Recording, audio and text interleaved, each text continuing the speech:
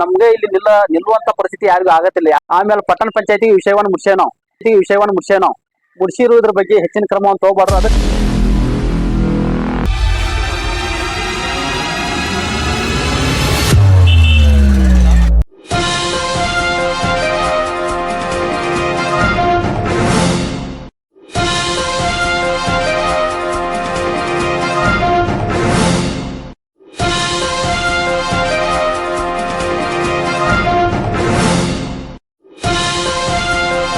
ಈ ಸೈಡ್ ಯಾರು ಗಮನ ಹರಿಸತ್ತಿಲ್ಲ ಅನ್ನೋದು ನಮ್ಗೆ ಒಂದು ವಿಷಾದನೀಯ ಸಂಗತಿ ಆಗೈತೆ.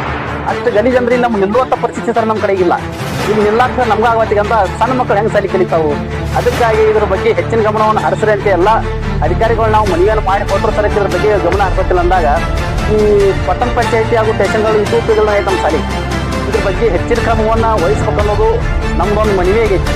ಈ ಮನವಿಗಳನ್ನ ಎಷ್ಟು ಸಲ ನಾವು ಕೊಟ್ಕೊಂಡು ನಮ್ಗೆ ರಗಡ ಇರ್ತೇವೆ. ಆ ಸಲುವಾಗಿ ನಾವು ಏನ್ ಮಾಡ್ತೇವೆ ಅಂತಂದ್ರೆ ಇದ್ರ ಬಗ್ಗೆ ಹೆಚ್ಚಿನ ಒಂದು ಕ್ರಮವನ್ನು ತಗೋರಿ. ಸ್ವಚ್ಛವನ್ನು ಇಡುವುರ ನಿಮ್ದು ಪಾತ್ರ ಇರಲಿ. ಯಾಕಂದ್ರೆ ನಾವು ಎಲ್ಲರೂ SDM ಚಾರ ಮಾಡಲಿ ಶಿಕ್ಷಕರು ಮಾಡಲಿ ಅಂದ್ರೆ ಆಗೋಲ್ಲ.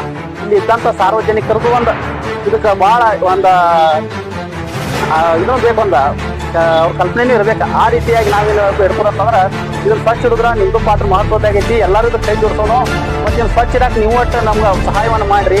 ಮತ್ತು ಇದನ್ನೆಲ್ಲ ಕ್ಲೀನ್ ಇಡುವಂಥ ಪರಿಸ್ಥಿತಿ ಆಗಲಿ, ಗಾಡಿಗೆ ತಪ್ಸೋದಾಗ್ಬೋದು. ಒಂದು ಈಗ ಎಷ್ಟೋ ಸಲ ನಾವು ಮನವಿ ಮಾಡಿದ್ರು ಇಲ್ಲಿ ಮಟನ್ ಅಂತ ಚಿಕನ್ ಕೋಳಿಯನ್ನು ಕೊಯ್ತಾರೆ, ಅದ್ರ ಕರಳುಗಳೆಲ್ಲ ಸರಿ ಹೊರಗೆ ಬಿದ್ದಾಗಿತ್ತು. ಅದನ್ನ ನೋಡ್ರೆ ನಮಗ ಒಂಥರ ಗಲೀಜಂತ.